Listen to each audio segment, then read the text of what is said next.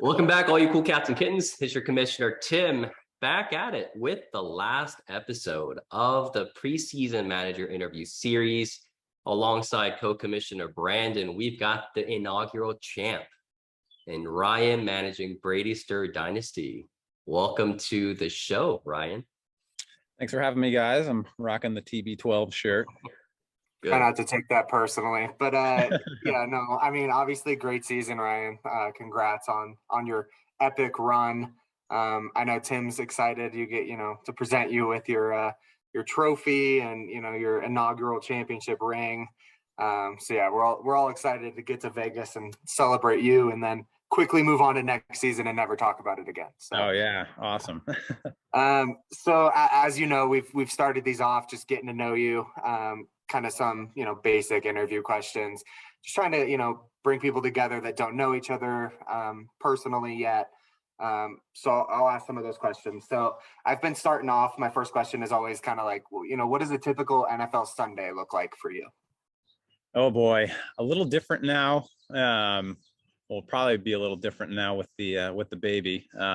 Used to be the, absolute just turn on Red Zone and couch it for 7 hours and kind of figure out what the menu is the night before and devote the entire day to the NFL like the big corporation wants me to. But now it's been kind of, I feel like I don't have as much time, so more just Patriots focused. Make sure to catch every Patriots game, and then just keep track of the rest of the NFL as I have time and through the internet and all that.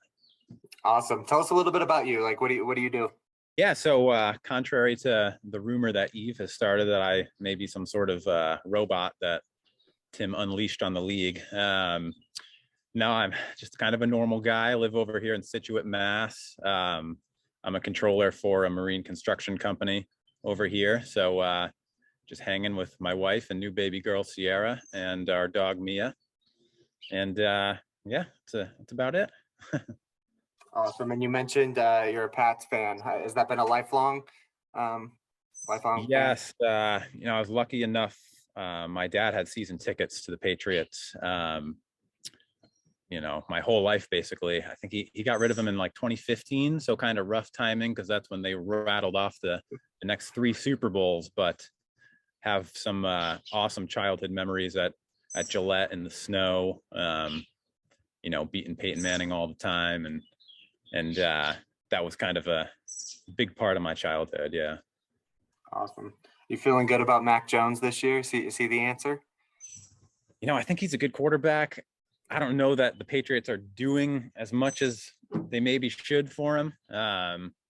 Wasn't a fan of, trading away maybe our best offensive lineman for a 5th round pick just to kind of reach on a different lineman in the 1st round. But we'll see. We'll see if Devontae Parker has some sort of resurgence. And then, what's your favorite drink? What are some of your favorite foods? That sort of thing. So drink-wise, kind of a craft beer and tequila guy through and through. Love me some Casamigos, and like just kind of experimenting different IPAs and stouts, kind of like everything on the beer front. And then food-wise, I'm kind of easy. Nothing in particular. Give me some good barbecue or something. So obviously part of the inaugural season, and you went into this draft, came off with a very strong team. I think Brandon and I had you similar to Eve, just in that sort of that high ranked top 3 all throughout the season. And as we mentioned on the Eve interview, I think Ryan, for you were consistent week through week. I don't believe your team was ever ranked below 3 on the weekly power rankings all throughout last season. So talk us through that from day one of the starter draft, you joining us via Zoom to coming out of it. What were you thinking and what were sort of emotions going through it? Yeah, I didn't know quite what to expect coming into the whole thing. I think kind of like a lot of people our age, getting a little of like the redraft fatigue a little bit. Found that doing the redraft leagues, people would lose interest if they were kind of in that bottom tier. So it wasn't as much fun. So the dynasty aspect really was appealing when John reached out to me to join. The research process was interesting. I didn't quite know, like, as far as drafting maybe rookies or really young promising guys. It was like, man, how early do I pull the trigger on some of these guys as opposed to the solid veterans that would contribute right away. But I think coming out of the draft, I liked my team. I liked getting Jamar Chase. I think it was like the fourth or fifth round. Obviously, when you can get a guy I didn't know he'd be like a top 5 dynasty asset by the end of the year, but that has to be like the pick that stuck out to me. I think how the draft kind of played out. Deshaun Watson was there in like the 8th or 9th round or whatever, and obviously he was going through some stuff, but I thought the talent there was kind of too good to pass up, even if I wasn't going to have him last year. And kind of having him in waiting opened the door for me, I think, to take Brady a little earlier than other people may have, just knowing that he would be a solid, at least top 10 quarterback contributor until Deshaun could come back and kind of take his place whenever he decides to retire. I don't know. He might still play till 50, but who knows? I think talking on your draft, one of the things that I felt mid-season was just around how successful you were at picking rookie receivers in our starter draft. So Jamar Chase obviously could not have done better. You had him with the 506. And then you also picked up Jalen Waddle with the 10th round pick, 1003. Mm-hmm. And then this isn't a rookie per se, but I remember speaking of receivers that you picked up that was incredible value, was you picking up Brandon Cooks with that 15th round pick, which just served as an awesome flex play. I think he was in your starter spot often. And I do remember chatting with you about it, and you're saying, hey, my whole thesis was, I think this is the only NFL caliber receiver in that entire offense. Yeah. Off there. And then one last thing, picking up Kadarius Toney with the 18th rounder. Oh, wow. And I forgot about Jacoby Myers with the very last pick. I think he had did you have a couple of weeks with them where you had Myers sort of being a positive asset for you? Yeah, I think I threw him in the flex. I want to say it, maybe 2 of the first 6 or 7 weeks or so, when he was really getting that rapport with Mac Jones and getting a lot of targets. Obviously, he never really came through on the touchdown front, kind of faded a little bit. But as far as a pick towards like the 20th round or whatever, couldn't really go wrong. 25th, the very last round. Okay, geez. Like the receiver value pickups that you had last season was just incredible. So it was great to see. Yeah, and it was interesting with Chase and Waddle, them being, you see those first round receivers often go in the teens, like a lot of them did this year, but to see them go 5, 6 overall, it's like there's probably something a little bit special there, talent wise, and it kind of showed through this year for sure. What was I remember that Jamar Chase pick at the 506 because I had the 507. Mm-hmm. And I was just targeting Jamar Chase around the turn. I ended up getting DeAndre Hopkins. But what was your thought sort of going into that? I think that was the first rookie that was picked, if I'm not mistaken. Oh, minus the quarterbacks. Like, I believe that was the first skill position rookie that was drafted. Beyond Najee Harris, but like, talk to us sort of about the mentality of picking Jamar there at 506. Yeah, so my first 3 picks, I think, were Dalvin and Tyreek and Gibson, and then I grabbed Russell Wilson just to have kind of a solid QB. So I had a pretty solid, Gibson was young, but kind of veteran base there that was like super talented. So I think that gave me the opportunity to really kind of swing for the fences with a rookie that had super high potential. Obviously, he didn't even play his last year in college, and you don't even play and you get drafted number 5 overall. It's like, all right, clearly this guy's showing something in the, whatever, to have him drafted that high. So I was excited to pick him. I don't know if people would have considered that a reach at that point, but I was happy to take him.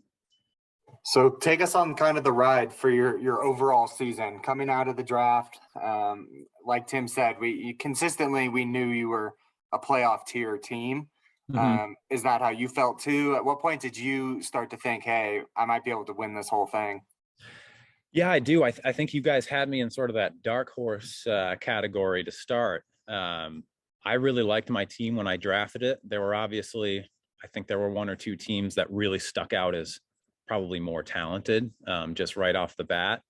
Um, but I was happy with the team I drafted, and I think I started off 4-1 or something. So gives you a little confidence when you reel off a couple wins. I think it was week 1 where I actually beat Eve, and he was kind of the consensus, like, whoa, this is probably the most talented team coming out week 1.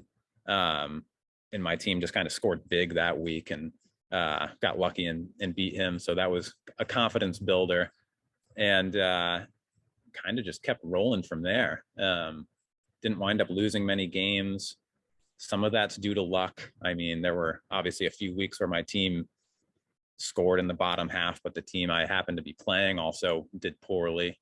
But it's kind of all about getting to that playoff level. And once you know you're in the playoffs, it's like anything can happen, whether you're clearly the most talented team or number 4. At that point, it's just any given week. So it was nice to know, like, with probably 3 or 4 weeks left, I'd pretty much locked up a playoff spot. So yeah, I mean, you were the first to lock in a playoff spot, obviously. And then you also were the only manager to finish with double-digit wins for the season at 11-3. Eve was second and 9-5. And it was, coming out of the draft, I think it was that dark horse, like that 3-4, but still a favorite to get into playoffs. Your team felt like it was just getting better every week, like with Jamar Chase getting better every week, Jalen Waddle getting more sort of touches, even Kadarius Toney that had that breakout sort of a couple of weeks during the midseason. And so that was just really good to see, especially with Tom Brady just performing at the elite level that, I think everyone just counts him to just be out, but he always seems to just put up those numbers. So it was good to see you sort of racking up those sort of wins throughout. But Ryan, you had obviously a couple of calculated thoughts. I think the nickname that we've given for you, Ryan, is the silent assassin. So talk us through some of those like mid-season, highly calculated moves. What was sort of the thought process behind it? Yeah. So Tim, I think the trade I made with you, I just had sort of those depth pieces to give up. And when you brought up the idea of me acquiring Madison, obviously key, having the handcuff to Dalvin Cook, he tends to miss at least a couple games every year. So the confidence knowing that if, he sprains an ankle or whatever, I don't really miss a beat with Madison. And you got a promising young tight end that you were kind of looking for in exchange. So I thought that kind of helped out both squads. Brandon, the move I made with you, I admit I definitely regret. I don't know. I think Hollywood Brown might have the opportunity to bust out this year with Hopkins suspension. So it's kind of worked out well. But immediately, kind of after pulling the trigger on that trade, man, Amari Cooper and a first and second rounder for Edwards-Helaire and Marquise Brown. I think I was just maybe expecting Clyde to sort of bounce back a little bit. And then he just kept getting injured. And this might be sort of the last opportunity for him to prove that he can be a valuable piece in that Chiefs offense. So we'll see what happens there. But I think Hollywood Brown has a little more promise. The move I made with John, I think that helped out both squads because he had kind of figured he was sort of out of contention at that point. Keenan Allen being kind of an aging but still talented receiver. He saw the opportunity to pick up a good young running back in Damian Harris. I was willing to make that move to kind of boost my spot in contention at the end of the year. And I think Keenan Allen's going to be still a valuable piece for a couple more years at least. I think what always comes to mind when I'm looking at your team, last year when we would break it down and even, skipping ahead kind of to this year, and you mentioned it too, you always have depth. You're not one of those teams that is super top heavy. That's one injury away from, falling out of playoffs completely. You're 2 to 3, 4 injuries away from maybe having some difficulty. And I know riding out last season too, I mean, there was never a concern that, when Tim would make his power rankings, that he was going out on a limb with your team. It just was consistent. And once those guys like Jamar Chase, we were like, oh, he's going to perform every single week. Once Tom Brady was like, yep, he's still Tom Brady. Like you said, Waddle comes out and just starts performing. You hit on all of these sort of lottery tickets, is kind of the phrase I use, and got that consistent production and just top to bottom. And I think what goes into that silent assassin nickname, which I like, I think it's a good one. But you're just very calculated with the moves you make. They have to work for your team. They have to fit your timeline. They have to be kind of what you're looking for. And coming even just out of the startup draft, you had the luxury of being able to pick and choose your spots because you did draft such a good, well-rounded team. So not really a question, but I'm envious of your roster. And I think I've said that on a few other videos. This is like by far the deepest wide receiver group I think you could ever wish for. And there's still upside with a lot of these players. So it's just, it's awesome. Yeah, man, I love having sort of that depth, because it might not be reasonable to expect a wire to wire first place to championship, every year or ever again or whatever. That was kind of an extraordinary situation. But I feel like if you can be in that top, that just get into that top 4, and I think my roster just like kind of keeps me around there. And then once playoff time, anything can happen. And obviously, if I suffer a couple injuries, it's not going to hurt the team all that badly.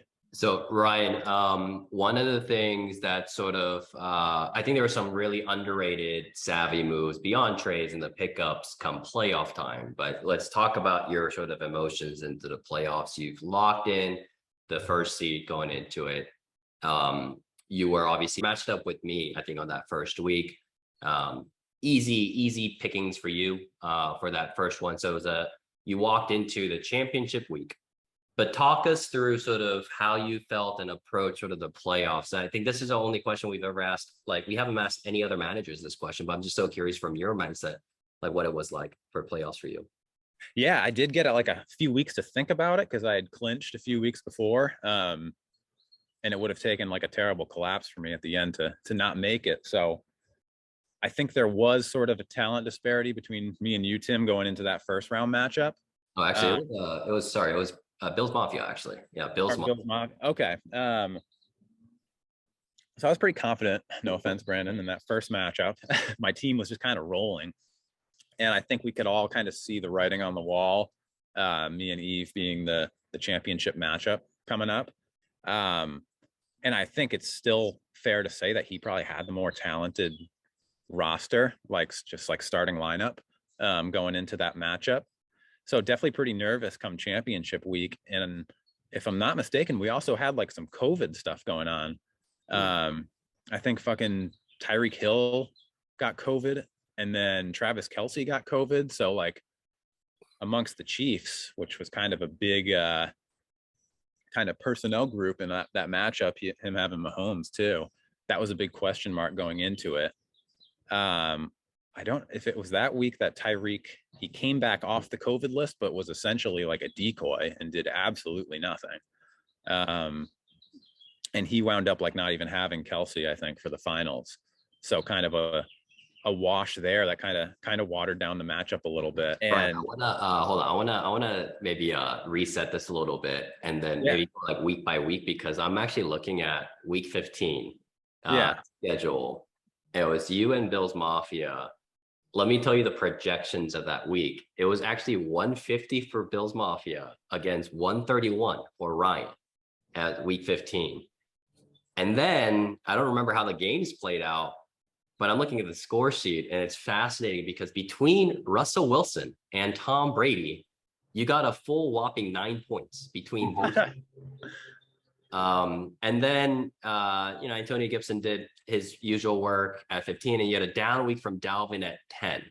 So already off of the 4 players that I mentioned, you're down heavily. But I think this is like the theme of you just having players that can break out in any given week, plus the depth. because that was the big Mark Andrews week. He went off for 30 points. Whereas, and then Clyde Edwards-Helaire got 8 points is nothing, but then Keenan Allen gave you a solid 17.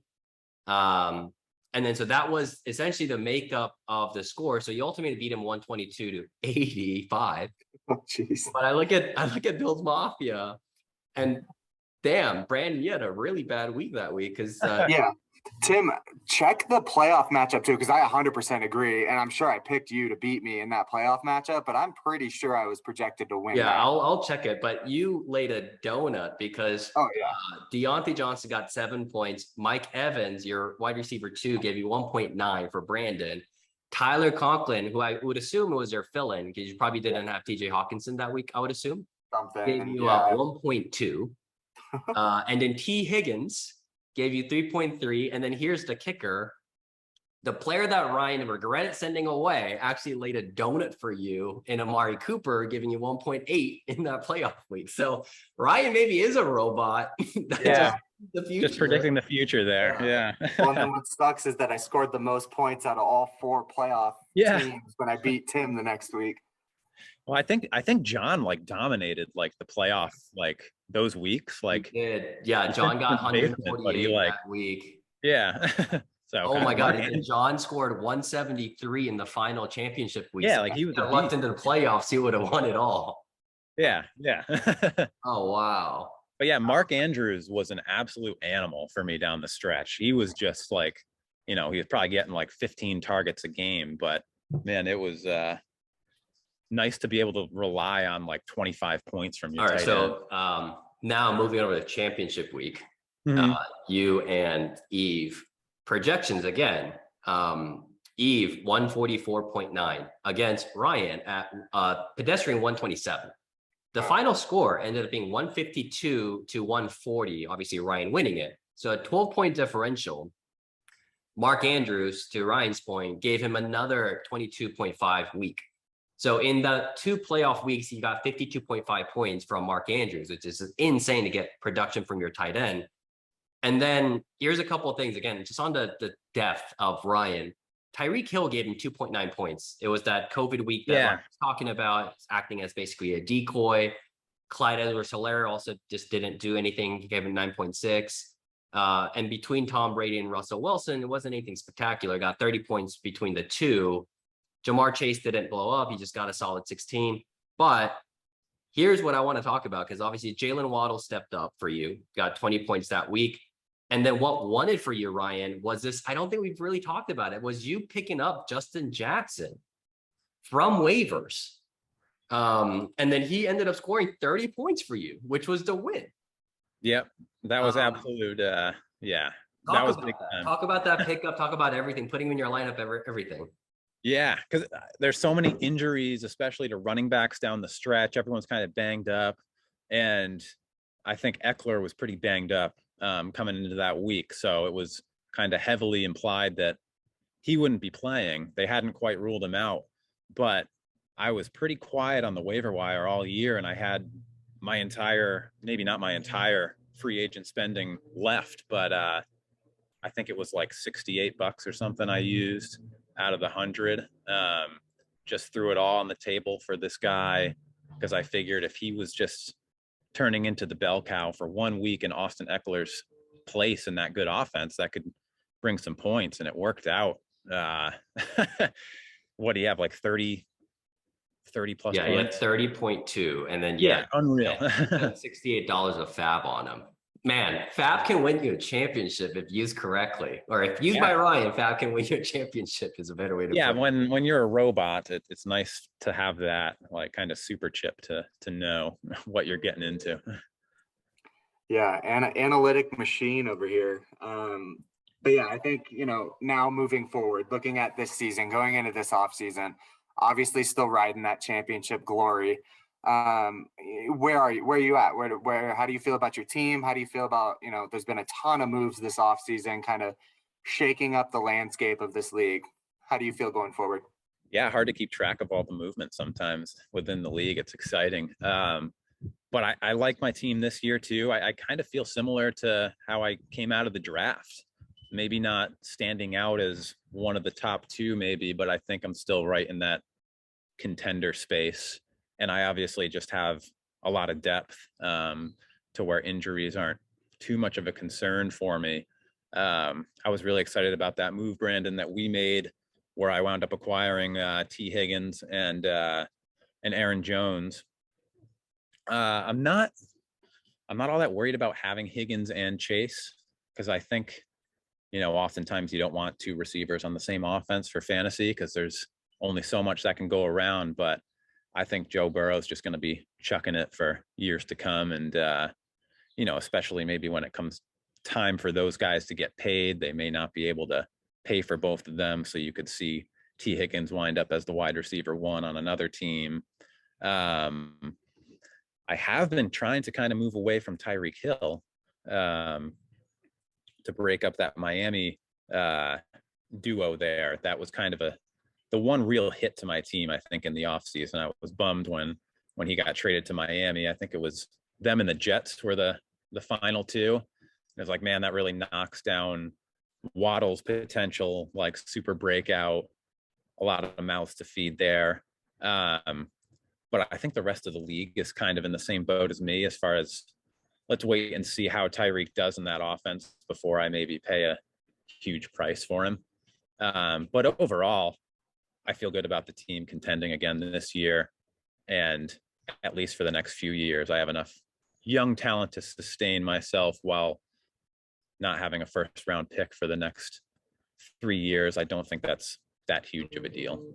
Speaking of trades, you've made 2 this offseason, which is awesome to see. And both have been with Brandon. So you obviously mentioned one with getting Aaron Jones over and getting T. Higgins for 2 firsts and Kadarius Toney, which I think that's great. It fits both. It was great for both of you. I think that was awesome to see. And I see your logic on T. Higgins and Jamar Chase with all that sort of firepower and offense. But you also brought your love child back of the MVP of the playoff semifinals and Amari Cooper back over for AJ Dillon. So maybe you talk about that a little bit too. I just can't get rid of him. I just saw the offer, and I think it just one of those moves where I think Amari Cooper might be more valuable now with Deshaun Watson. It's kind of cool sometimes to have that quarterback to wide receiver connection in fantasy, where if it works out, then you've got kind of a gold mine. And I think there is potential there, depending on probably the suspension coming down for Watson. Who knows how long that's going to be, but knowing the NFL, it probably won't be anything too crazy. And I'm surprised, Brandon, that you wound up flipping AJ Dillon, because I thought he kind of fit your rebuild as far as, if the Packers wind up parting ways with Jones for cap reasons, then you got AJ Dillon as like a bell cow back. He could be super valuable a couple of years down the line. So I like that move for both teams. Yeah, I have to say, just on the other side, I think it's been kind of a common theme when you and I make deals, they come together really quick. And I think, I think when you make a deal, when you want it not to just go back and forth for, weeks on end, you really have to look at the other team and like what they're trying to do as well. Which is harder said than done, but I can tell that you have a good sense of that as well, because, anytime I get an offer from you, it's like, well, this one's really hard to say no to. Yeah. So I appreciate that, just like in dealing and making those deals. I will say that AJ Dillon deal is probably the one I've made this offseason, getting rid of him, where, I question whether or not that really fits what I was trying to do. But again, with that deal, I pick up Eve's second rounder in 2024, which is where, I'm forecasting maybe seeing a drop off. Anyway, it's just sidebar on that. But yeah, as far as the Amari Cooper deal, I looked at that and seemed like, something that would fit both of us. And it seems like that was the case. Yeah, I think I tried to get Dylan back from, was it Sergey now that has him? Yeah. Yeah, today I sent a trade over and I think he rejected it. He's got him clutch tight. I've tried to get him back too, to just make myself feel better, but yeah. doesn't look like that's going to happen anytime soon. I got one more thing to sort of ask you on, this off season. I think the other underrated, and there's been a lot of, I think, underrated things in terms of Brady's third dynasty that we haven't really talked about. One in the off season, that it was just so fascinating to watch was your movements around your quarterbacks. So Tom Brady retires and then unretires in a very, still Super Bowl contention sort of team in Tampa Bay Bucks. And Russell Wilson also goes and finds himself in a much more offensively loaded sort of situation in Denver. I mean, that's like 2 lottery hits, right? Because otherwise you're now starting Jared Goff, who you picked up in the waiver, and likely Deshaun Watson. The news coming out today is that he's likely going to be facing some kind of a disciplinary sort of action. So what were your emotions like when you heard the news around Tom Brady being a TB12 fan and seeing Russell Wilson movement? Yeah, that was all pretty dope, right? Russell Wilson's been rumored to have been, getting traded for years now. He's been unhappy in Seattle. Was always the rumor. Who knows what's true and what's not. It's kind of unbelievable to see that breaking news. Traded to Denver. They've got some good young receivers there. And I think the change of scenery will probably rejuvenate his mindset a little. So definitely a boost with Russ. And then with Brady, just like going through all the emotions of being the Patriots fan, seeing him retire. It's like, oh man, good for him. Whatever. This kind of panic moment for the Dynasty team, because I assumed Watson would still be out for a little longer. And it's like, all right, there's a real hole at QB2 for a little while there.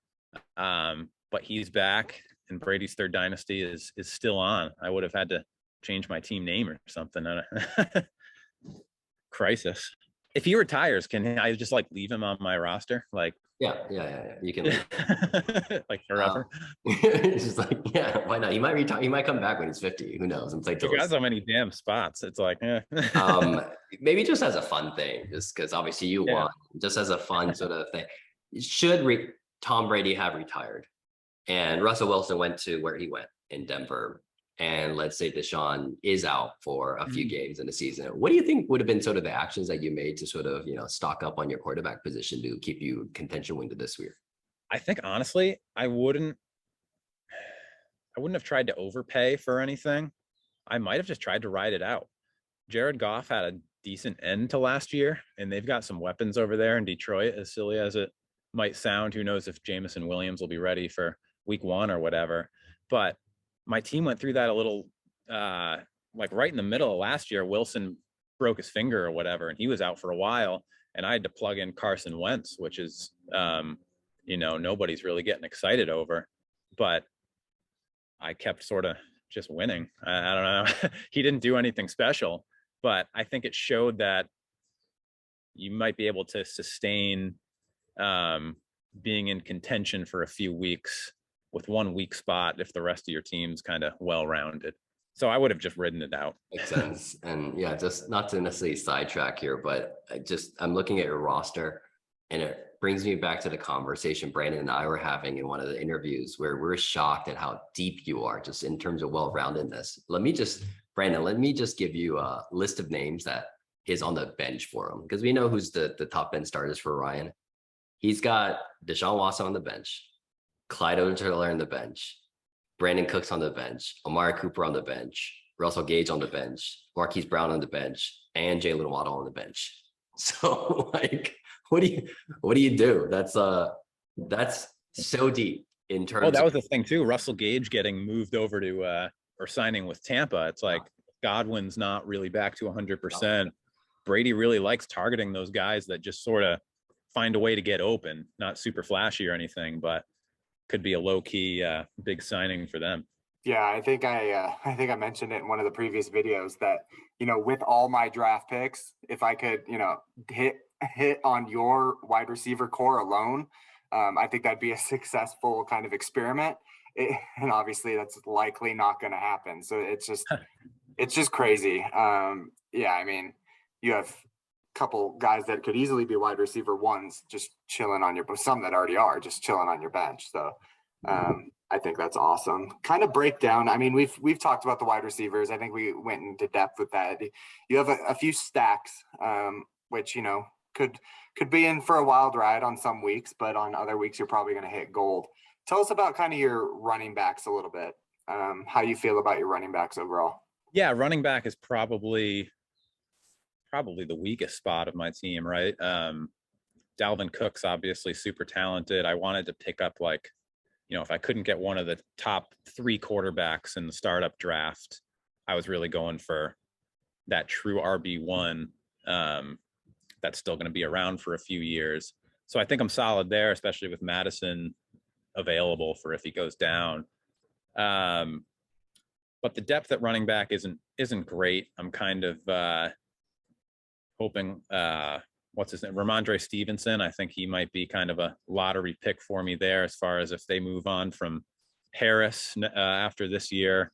We'll see if he becomes like a 3-down back in the Patriots offense.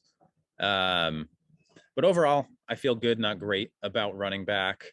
And I'm okay with that because I think that's just the position that you see the most injuries with year over year. So it might look great one day. We saw was it Adam last year who had Derrick Henry and Alvin Kamara. So that's just, absolutely loaded there. And then the next week they're both pretty much gone. So it's like, I'm okay with being a little thin at running back. Yeah, I think that's so fascinating. Again, as someone that's kind of constructing my team and what I want it to look like, we've heard so many different strategies across the board with, some guys. Tim, I think you kind of fall into this. You're very running back heavy, which in a lot of leagues wins you the league. And then there's others like yours, Ryan, that's extremely wide receiver. That's like night and day. That's your strength, and that'll be your strength for probably 5 to 7 years, even if you don't touch it in that time. So that's been definitely something, I've found interesting just in these conversations. Yeah, that being said, definitely jealous of Tim's running back lineup, though. That is what you probably have maybe 3 of the top 5 dynasty running backs, consensus. Yeah. And I've been trying to borrow from the receiver playbook, and that's why I wanted to make sure I get a Justin Jefferson, because I think about I need to at least be able to keep up with Ryan in terms of the receiver strength. And I don't have depth yet, and I think that's going to come from my picks. But I think having Justin Jefferson and CeeDee Lamb and AJ Brown as my 3 sort of the big pieces at least gives me a chance against Ryan's sort of crazy deep receiver and top heavy receiver duos there. The last sort of question just about current composition. Of course, I'm, the draft picks guy. So, when you have a team that's obviously going to be in contention going forward, where are you at kind of with draft picks? Is that something you still value, even knowing that they'll likely be on the back end? Or, are you kind of like I'm in buyer's mode with Brandon's trying to fish for more picks right now. So I know I can see that. And it makes, because as weird as it sounds, I've traded you all my first round picks, but I figured since I got lucky, drafting those super young receivers that will be great for years. So that kind of made the first round picks more expendable. It's like I'd just be using those to look for guys like that, like I already have. But I think, I'll probably hold on to those 2025 and beyond first round picks a little bit tighter. So no, I think they're still super valuable. And yeah, that's all I really have on that. I'm not looking to throw away all these second round picks I have. Are you talking about sort of like the draft? Have you been able to scout some players? Anyone that you have in mind with that 209, 309s and things like that?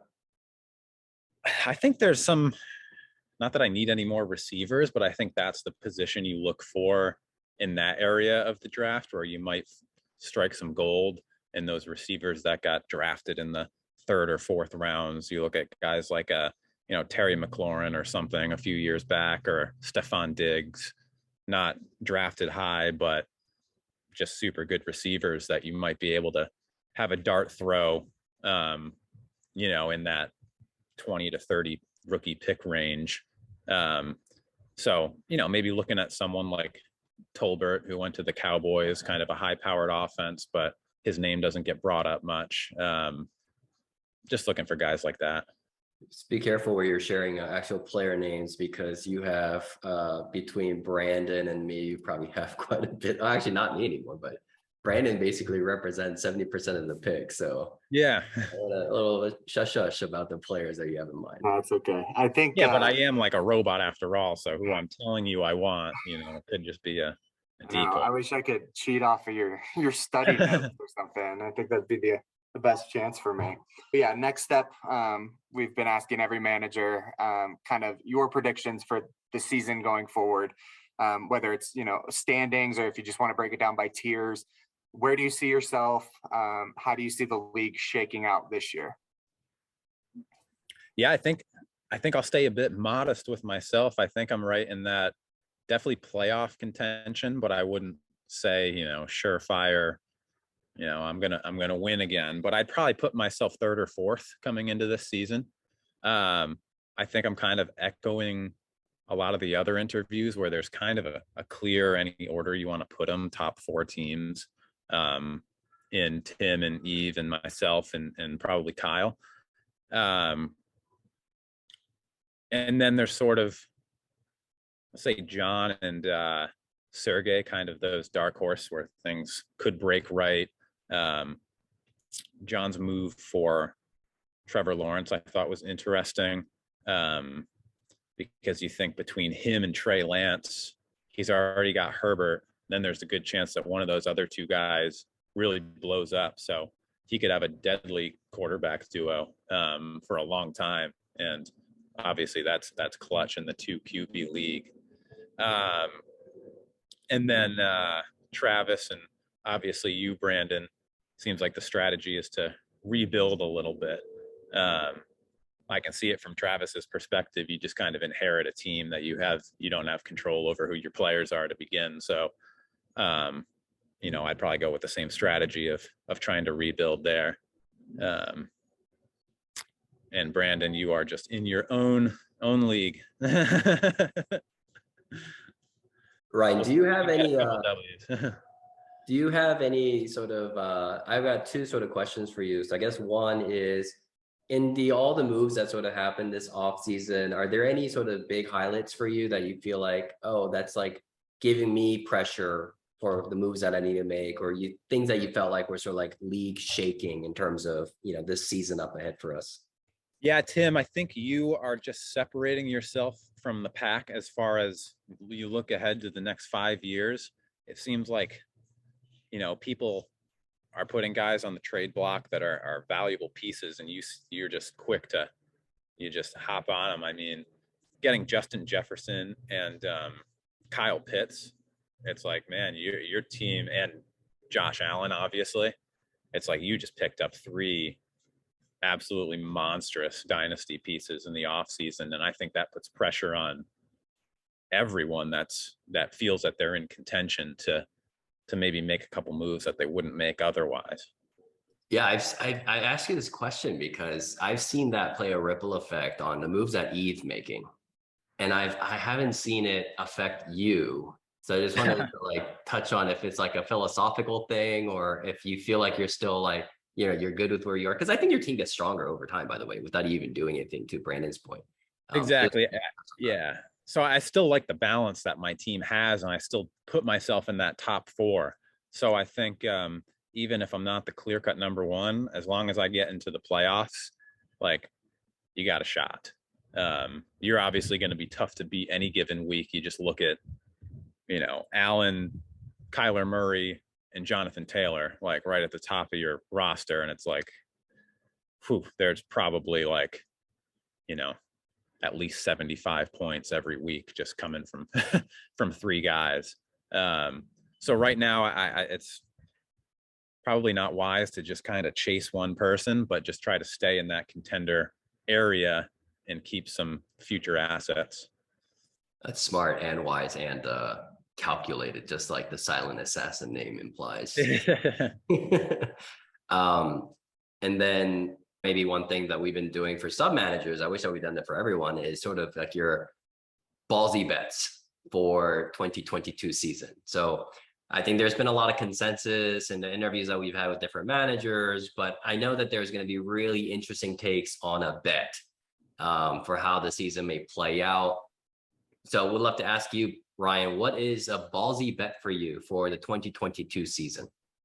Yeah, I think I guess my ballsy prediction would be that everyone's so confident in this top four that I think one of us is going to drop out. I think Kyle, myself, and Eve all have the possibility of potentially dropping out if my team doesn't work out the same way it did last year, or if Eve suffers a few injuries to those really talented but kind of older players. And same with Kyle, and gives, I think John might have the opportunity to hop on if Trey Lance just has like some sort of monster breakout. I like that. I think that's a I think that's a good bet. And what's been interesting to me is just, again, as we go through all these interviews, everyone's outlook on their own team, and then, outlook on everything. The only consensus we've come to is that my team's going to be terrible. But outside of that, everyone has a different kind of spin on what they think is going to happen. Yeah. Can I amend that? I don't think it'll be John. It'll be Sergey. I think will interesting overtake that last playoff spot. Interesting. Yeah. I like that ballsy bet. I think that was another ballsy bet. That was Sergey predicted to make the playoffs, right, Brandon? I'm pretty sure. Yeah, we'll have to. His video comes out this week, right? Yeah, so we'll have to see. He's made a lot of moves since then too. So yeah, I think Jalen Hurts, like, who knows if he's even going to be the starter for the Eagles, down the line. But I think just given his skill set, like, he could carry a fantasy team. Right.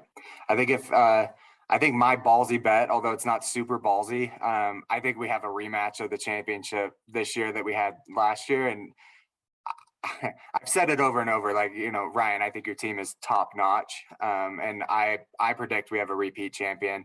I just think, I think we saw last year how it does come down to injuries. And the area that we see them more often than not is, rushing quarterbacks and running backs. Those are the two areas, and your team's not built around either of those. You really don't have to worry about that. And you have, built-in handcuffs for your own guys that, like you said, have proven they can jump in and, nothing is missed in your starting lineup. And, I think that's pretty envious. And then you add in, these top end wide receivers that can just take over a week. That would be my kind of prediction after doing all of these videos. And I also like that, you are calculated. You don't go out and just make a move to make a move. The ins and outs of your team. And I think that helps you in the long run as well. And Ryan, by the way, I appreciate you not putting me in as one of the three teams from the four that's potentially likely to drop off. But I mean, I think the ballsy bet for me is, like, there's a lot of holes in many different routes that my team doesn't make it, right? There's no reason Kyle Pitts should have a quote unquote up year in terms of fantasy stats. Like, it's not like he's got a better quarterback behind him. Javonte Williams might do the same splits as Melvin Gordon last year and not really crack into, RB1 territory in terms of production. CeeDee Lamb's a big question. It's not like he was receiver one numbers when Amari Cooper sat out injured. So there's going to be a big sort of jump that he needs to take. I know Jerry Jones and the entire franchise have bet on CeeDee Lamb, but who knows what happens. And then AJ Brown shouldn't necessarily have the top numbers playing with the Eagles now. And Travis Etienne might not even be an RB2 coming from a Lisfranc injury. So there's a lot of holes. I think that ballsy bet of one of the four being dropped out for a Sergey or a John, I think that could happen. Maybe there's even at pairing, just not in terms of players failing to break out, but injuries on top. We might have two unexpected sort of managers making into the playoffs as well. But yeah, I think I would not be surprised if Ryan and E repeat in the finals. But I'll say this, Brandon, if Eve does go into the finals, it would probably mean that it's because he's got healthy running backs. And then if that happened, I think that would be an interesting sort of thing. I know Eve's going to come with a vengeance in terms of wanting to get that trophy back from you this year. So that'll be interesting to see. I like those predictions. I'd like to see two of those top four not make it in. I think it's possible. With Sergey's roster composition, I think he could probably do it just how he stands, but we know he's not going to stand with what he currently has. John, I think, if John's one of those teams, if he can get 2 or 3 wins in the first 5 games, I think John probably goes for it. And I think he's maybe 1, maybe 2 moves away from, truly being a contender. Obviously my prediction would not be you, Ryan, or Eve, but so that, I guess I'm saying that I think Tim and Kyle are probably missing playoffs this year. And I don't even know that that's really going out on a limb. It's injuries. I mean, it's all about your depth. It really is. And predictions don't matter. I'm just going to bring this full circle. They don't matter. Yeah, but they're fun, Brandon. They are fun. It's fun to laugh at Brandon's team too, breaking 80 points a week or not. So it's awesome. I love predictions. And I feel like as this league goes on, we're just going to be talking more shit like all the time. It's going to be a lot of fun. Talking about shit. What is the lowest scoring output that you see from Brandon's team this season? Man, looking at his roster now, I think a couple of the receivers will probably maybe hit a little bit year one, but I could see a low score. Like in the 50s. That's low. I truly think that could have a week in the 40s. I mean, Mac Jones. I mean, okay, he's probably at least going to get me 10 points, even on a bad week. But then who else? I mean, Bateman could be a nothing in that offense. You never know. Okay, so I'm banking on rookie wide receivers, but even then, I think 40s, I mean, would not be out of the realm of possibility. Yeah, watch. We'll look back at our trade, and Kadarius Toney will wind up being like the best player. I need that. I need those sorts of. I need those hits. I need the Bateman sort of hits where the week after he's a throw-in piece, he elevates to the number one. I need that. That's the only way this is going to work. Ryan, but you're all booked for the upcoming Vegas trip? I am. I should be arriving. I know every flight nowadays is tentative, but yeah, I'm arriving Saturday night and leaving Monday night. Okay, perfect. Yeah, we're excited to host you here in Vegas. I'm excited you're going to be able to come. I mean, you are the main character of this weekend. I'm looking forward to it. I've never been to Vegas either, so awesome. Sounds like we're going to have a handful of folks who's going to be first time in Vegas. So let's make sure we have a really good weekend to celebrate. You're going to be wearing that championship ring all weekend. Oh, for sure. And make sure as part of Team USA representative out on the golf course, you don't let that ring affect your swing. I've literally never played a round of golf before, Tim. I've been to the driving range, I've been to the putting green, but if I wind up out on that course, it could get ugly. But who knows? I ride that championship magic into a lucky round. Let's get it done, man. All right, Ryan. It's been a joy having you on this wrap up episode of the preseason manager interviews. It's been great to get you on here. It's been really great actually to talk about even the first season, the playoffs and the moves that you've made, and certainly looking forward to how this season plays out, and excited on behalf of the league that you are part of the league, and excited to see multiple years ahead for us with you continue to run your Linehan's third dynasty. So looking forward to all the future actions to come. All right, guys.